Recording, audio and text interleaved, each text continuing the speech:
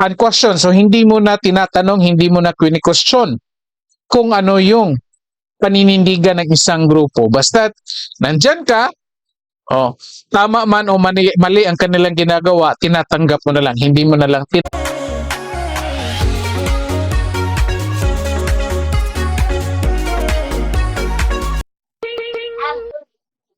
Hello, good day everyone.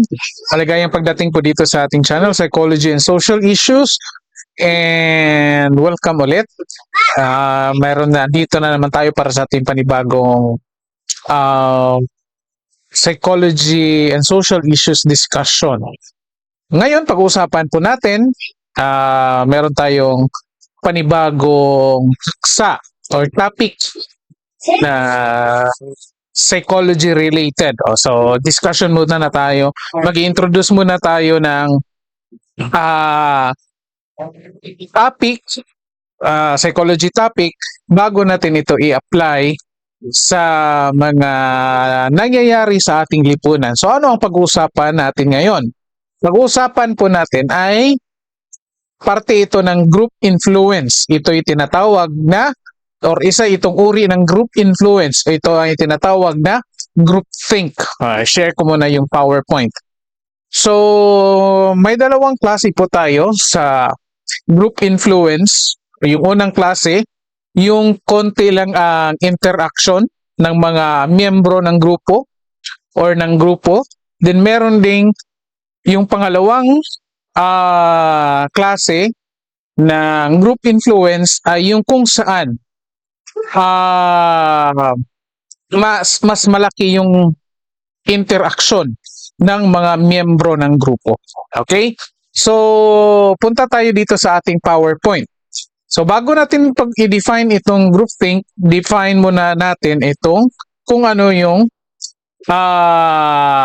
group. Diba? So, ang grupo ay binubuo ng isa, dalawa hanggang or two or more na katao na kahit sa ilang minuto ay nagkaisa para po sa iisang layunin. Okay? Posible pagkatapos ng layunin na yan, pwedeng madisband or mawawala sa isang grupo. Okay? Or mawawala na yung grupo. Pero most likely, yun nga, for kahit ilang segundo or ilang minuto lang, basta mayroong interaction or contact yung mga tao, yan po ay tinatawag na nating grupo. Okay? So, ito ngayon. Ano ang groupthink? Ito nga, sinasabi natin, ay influence, klase ng influensya na kung saan yung mga miyembro ng isang grupo ay malaki yung pag-i-influensya sa isa't isa. Ito, pag-usapan natin. Define muna natin kung ano yung groupthink. Okay? So, ito yung mode of thinking that persons engage in when concurrence seeking becomes so dominant in a cohesive in-group that it tends to override the realistic appraisal of alternative courses of action. Okay? So, anong ibig sabihin? Okay? So, mode of thinking o pamamaraan ng pag-iisip ng mga miyembro ng isang grupo na kung saan ayaw nila ng gulo, ayaw nila ng disagreement, at gusto lang nila ay palaging sumasang-ayon. Kasi ayaw nilang mahiwalay or magiging kaiba doon sa kabuuang grupo. Okay, di ba kung napapansin niyo sa ating mga personal na experience, kung ayaw mo, kung mayroon kang hindi gusto sa isang grupo, most likely lalayo ka, di ba?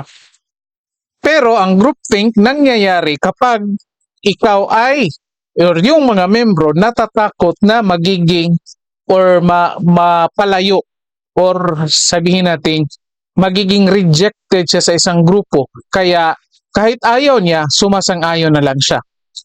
Yan yung ganyan yung nangyayari. Yan yung groupthink.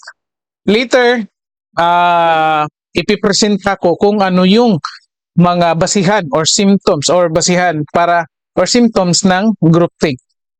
So, groupthink occurs when the members of a group are so intent on reaching unanimity regarding a decision that they fail to critically appraise the potential flaws of their decision or to seriously consider alternative courses of action. Okay? So, I think klaro. So, lalabas ito kung yun nga, yung mga membro ay gusto lang talaga nilang sumang-ayon. So, nagiging masama ito. Well, ayun nga, tanong natin, masama ba ito or hindi? Mabuti ito kasi nga magiging malapit kayo bilang isang grupo. Nagiging masama ito kapag kinakailangan na ng magdesisyon, lalong-lalo na lahat ng miyembro kung ano yung tamang gawin. Lalo-lalo na kung pag-uusapan ay morality, legality, at lahat. No? Kasi magkakaiba yung moral standards ng mga miyembro, magkakaiba din yung paninindigan. At kung mas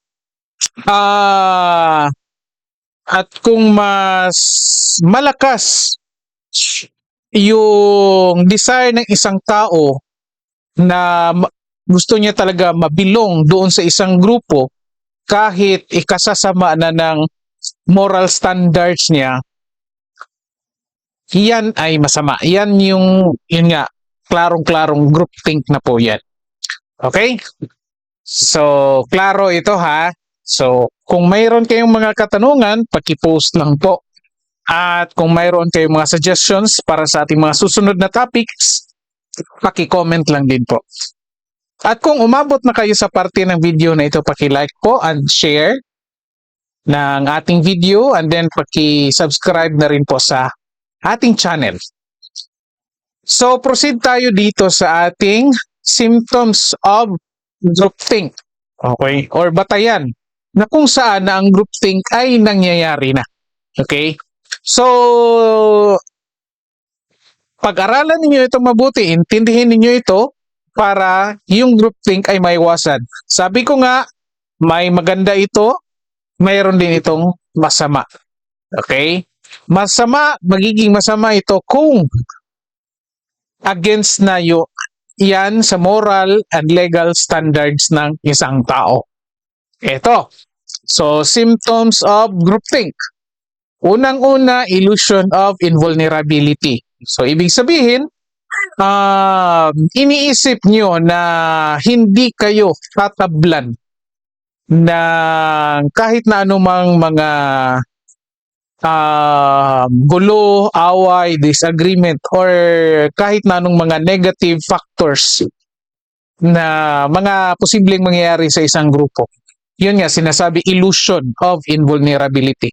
Kasi, ang totoo, lahat ng grupo, maapektuhan or vulnerable yan. Pwede for disband, pwede for mga negative comments, pwede for negative ideas. Kaya nga, kailangan sa isang grupo na hindi agad-agad mag-agree sa kung ano mang iniisip ng karamihan para ma-evaluate ninyo lahat yung mga posibleng alternative sa isang desisyon at mga posibleng loophole sa isang desisyon. Okay? Sa susunod na video natin, pag-uusapan, i-apply natin itong groupthink na ito doon sa mga nangyayaring grupo ngayon. Okay? Ngayon, iniisip ko, i-explain natin yung nangyari sa DDS sa The Hague at ang grupong Makabayan Black. Okay? Compare natin. Apply natin kung saan ang mas halatang nagkakaroon ng groupthink. Okay? So, yun nga mga psychology, paki-comment ninyo sa comment section kung ano yung gusto ninyong topics na pwede natin pag-usapan. Ito, unquestioned belief in the group's morality. Ito, klaro-klaro. Unquestioned, so hindi mo na tinatanong, hindi mo na kwini-question kung ano yung paninindigan ng isang grupo. Basta, nandyan ka, Oh, tama man o mali ang kanilang ginagawa, tinatanggap mo na lang, hindi mo na lang tinatanong. Rationalization.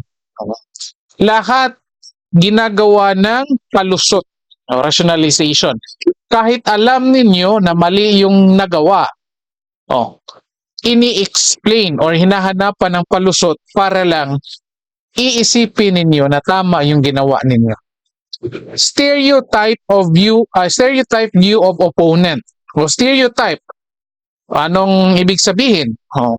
Tinitignan natin yung kalaban natin na inferior compared sa grupo natin.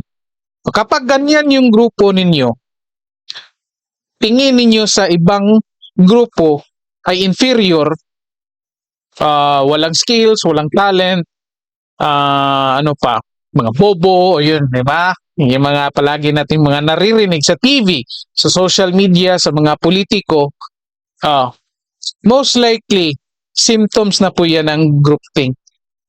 Kasi dapat, well, probably okay lang siguro kapag in public, na sasabihin ninyo, oh, yung grupo na yan, ganito, ganito. Pero kapag in private, kayo-kayo lang magkausap ng mga miyembro ng grupo, ganyan pa rin yung iniisip ninyo, hindi nyo nakikita or ina-evaluate yung sarili ninyo or yung mga kamalian ninyo, yan po ay halatang symptoms na ng groupthink. Okay? Ito, conformity pressure. Conformity pressure. Related ito doon sa unquestioned belief in group's morality. Related to sa pangalawa, conformity pressure. So, napipressure ka na mag-conform or susunod doon sa kung anong gustong mangyari ng lahat ng miyembro. Ayaw mong sumalungat sa kanilang mga desisyon. So, kaya napipilitan ka na sumunod. Okay?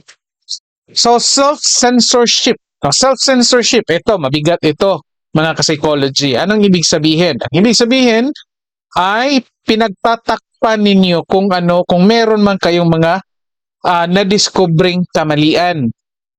Or, ikaw, self-censorship, kung alam mo na mayroong mali, may nakita kang mali sa grupo mo, pinagtatakpan mo, hindi mo gustong pag-usapan. Sinisensor mo. Okay? Kasi bakit? Kung pag-uusapan ninyo yan, posibleng magkakagulo.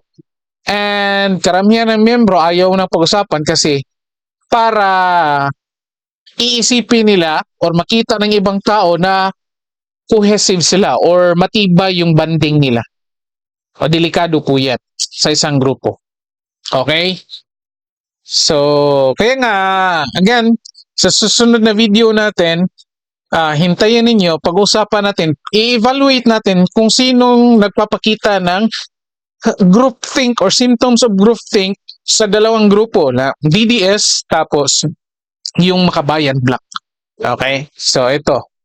Illusion of unanimity. Ito. Kasi nga, self-censorship, conformity pressure, illusion of unanimity. Nag-i-illusion kayo, naniwala kayo sa sarili ninyo na lahat ng desisyon ninyo ay unanimous. Kung ano yung gusto ng isa, yan din yung gusto ng lahat. Kaya kadalasan, isa lang ang magdidesisyon, yung leader. Kaya yung ibang members, susunod na lang. Kahit ayaw man nila o sa hindi, susunod sila kasi nga may illusion of unanimity. Sasabihin ka, wag ka nang pumalag kasi magkaisa tayo, di ba? Parang ganyan. Unity tayo, di ba? United tayo, di ba? Illusion of unanimity. So, palaging unanimous yung desisyon. Okay? Mind guards. Ito, ano ibig sabihin? Pinoprotektahan natin ang mga miyembro, kaisipan ng mga miyembro ng isang grupo na mag-isip na iba sa kung ano yung iniisip ng lahat. Okay? So, halimbawa, may ginawa kayong hindi sang-ayon sa morality mo. Tapos iniisip mo sa sarili mo na mukhang mali yata yung ginawa.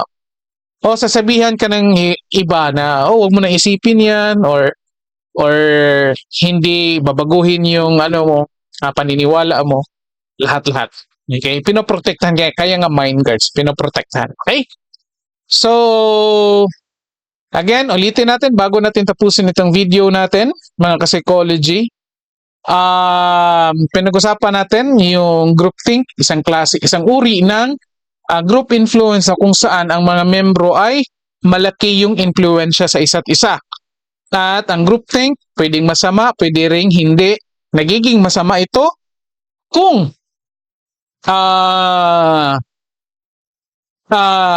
nagiging masama kung ito'y hindi nasang-ayon sa kung ano yung paninindigan at paniniwala mo. Okay? So ito na nga, ay ilan tayong symptoms of groupthink dito. Illusion of invulnerability and question beliefs in groups morality, rationalization, stereotype view of opponent, conformity pressure, self-censorship, illusion of unanimity, and mind guards. Okay, so maraming salamat sa lahat. Hintayin po natin ang susunod na video kasi i-apply natin ito sa dalawang grupo, yung DDS at saka yung Makabayan Black.